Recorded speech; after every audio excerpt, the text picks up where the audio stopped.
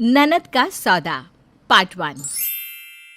वैसे देखा जाए तो बहन के बाद अगर आपको कोई बहन जैसा प्यार दे सकती है तो वो है सिर्फ आपकी भाभी। ननद भाभी का रिश्ता खट्टी मीठी तकरार और ढेर सारे प्यार से भरा हुआ होता है। पर कई ननद भाभी के रिश्ते ऐसे भी होते हैं जिनकी मिसाल नहीं दी जा सकती, जिन्हें शायद बस कोसा जा सकता है। कुछ ऐसा ही रिश्ता था प्रिया और उसकी भाभी शीना का। भाभी आप ये क्या कर रही हैं? ये मेरा कमरा है, एक ही तो जगह है जहाँ मैं सुकून से 2 घड़ी बैठ सकती हूँ, वो भी आप मुझसे छीन रही हैं।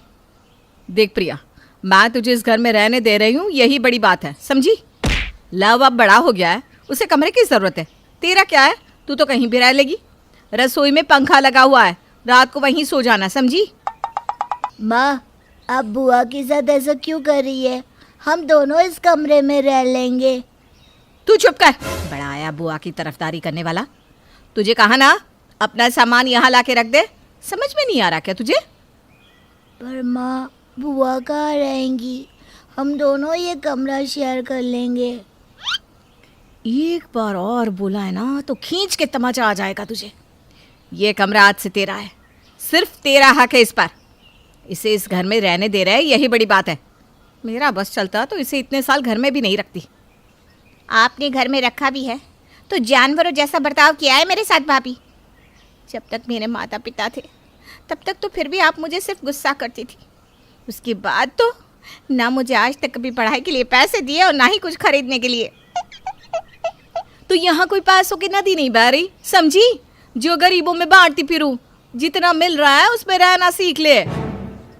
और कुछ नहीं तो मुझे किताबें खरीदने के लिए तो पैसे दे दीजिए भाभी, मेरी पढ़ाई रुक जाएगी।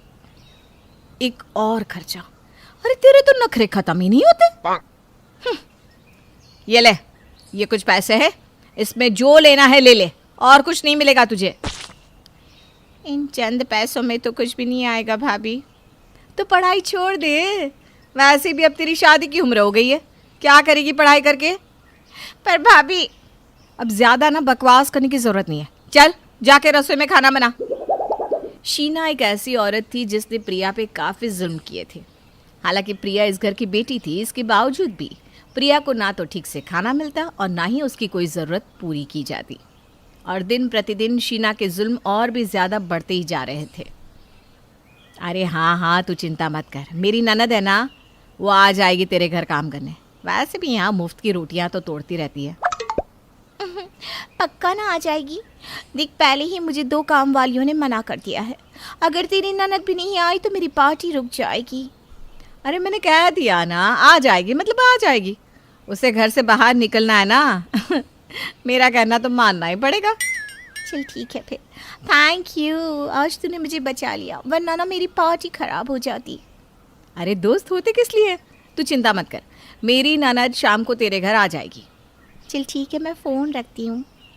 शीना ने अपनी सहेली को कह दिया कि प्रिया उसके घर पार्टी का काम करने आ जाएगी, वो भी बिना प्रिया से पूछे। और अब वो उसे मजबूर कर रही थी कि वो उसकी सहेली के घर जाए। भाभी, मैं किसी और के यहाँ पार्टी में काम करने कैसे जा सकती हूँ? क्यों नहीं जा सकती? वैसे भी तू यहाँ करती ही क्या है, बस मुफ्त की रोटियाँ तोड़ती रहती है। इसी बहाने मेरी सहेली की मदद हो जाएगी। नहीं भाभी, मैं नहीं जाऊँगी, मुझे ये सब अच्छा नहीं लगता।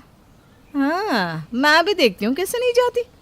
ये किताबें तुझे बहुत प्यारी है ना, अगर आज तू मेरी सहेली के घर नहीं गई तो मैं इन सब में आग लगा दूंगी।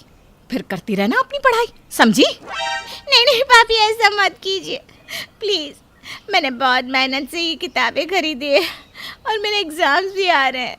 आप जो कहेंगी मैं वो करूँगी। मैं तैयार हूँ आपकी सहेली के घर काम करने के लिए। आ गई ना लाइन पे। अर्जुन, वो जो भी काम दे उसे चुपचाप करना, ज़्यादा ज़ुबान चलाई है ना तो मुझसे बुरा कोई ना होगा। प्रिया को शीना की बात माननी ही पड़ी और वो अपनी किताबों की खातिर इशिका के घर पार्टी में काम करने चली जाती है। अरे आ गई तुम। चलो अब ये सारा सामान टेबल पर लगाती जाओ। और सुनो, मेहमानों को केक भी दे आना, किसी भी मेहमान को किसी भी चीज़ की कमी नहीं होनी चाहिए। ठीक है। प्रिया बड़ी मेहनत से पार्टी का काम करने लगती है। सबको नाश्ता देना, टेबल पर चीज़ें रखना, सबको पानी देना, वो बाहर से तो ये सब कर रही थी, लेकिन उसका मन अंदर से ये सब करते हुए टूट रहा था। इसलिए वो रसोई में जाकर अकेले में रोने लगी। काश माँ और पापा जिंदा होते तो आज मेरी ये हालत नहीं होती। भैया तो जैसे मुझे भूल ही गए। उन्हें तो बस भाभी के अलावा और कुछ दिखता ही नहीं। वो जो कहती है उस पर आँख मूंद कर विश्वास कर लेते। मेरी तरफ तो देखना ही छोड़ दिया है और भाभी ने मेरी जिंदगी नरक बना दी है। प्रिया अपने हालात पर आंसू बहा रही थी कि वहाँ अचानक एक लड़का आ जाता है जो बहुत ही बुरी नज़रों से प्रिया को घूर रहा था। प्लीज़ हटिए, मुझे जाने दीजिए बाहर। इतनी भी क्या जल्दी है? थोड़ा वक्त मेरे साथ भी बिता लो। ये आप कैसी बात कर रहे हैं? हटिए मेरे रास्ते से, मुझे बाहर काम है। मैं तुम्हें ऐसे तो नहीं जाने दूंगा। तुम पर मेरा दिल जो आ गया है। प्रिया अपने आप को बचाकर और रंजीत को धक्का देकर वहाँ से भाग आती है। घर आकर चुपचाप किचन में बैठकर रोने लगती है। सुबह जब उसकी भाभी को उसकी सहेली का फ़ोन आता है। कहाँ गई ये महारानी? क्या किया तूने? हाँ, तुझसे कहा था ना कुछ भी गड़बड़ मत करना। भाभी वो लड़का मेरे साथ जबरदस्ती कर रहा था, मैं खुद को बचा के यहाँ आई। तुझे पता भी है वो कौन है? वो इशिका का भाई था और तूने उसको ही नाराज कर दिया। बहुत बदतमीज था भाभी। अरे शुक्र कर तू उसे पसंद आ गई है। आज आ रहा है वो तेरा रिश्ता लेकर, समझी? और कुछ ढंग के कपड़े पहन ले। क्या रिश्ता लेकर? नहीं भाभी नहीं, मुझे नहीं करनी उस राक्षस से शादी। प्लीज भाभी। तुझसे पूछ कौन रहा है? इशिका मुझे इस शादी के 2 लाख रुपए दे रही है। वरना तुझ जैसी भंगार के कौन इतने रुपए देता। सुन, मैंने सौदा कर दिया है और अब तुझे उसी से शादी करनी होगी। प्रिया की लाख मिन्नतें करने के बाद भी शीना उसकी एक नहीं सुनती।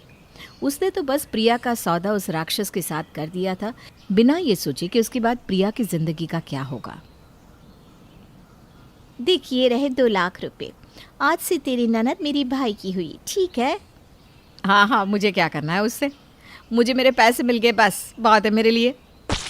अब हम उसके साथ जो भी करेंगे तो बीच में तो नहीं आएगी ना? अरे मैं तो जानती भी नहीं ये प्रिया कौन है।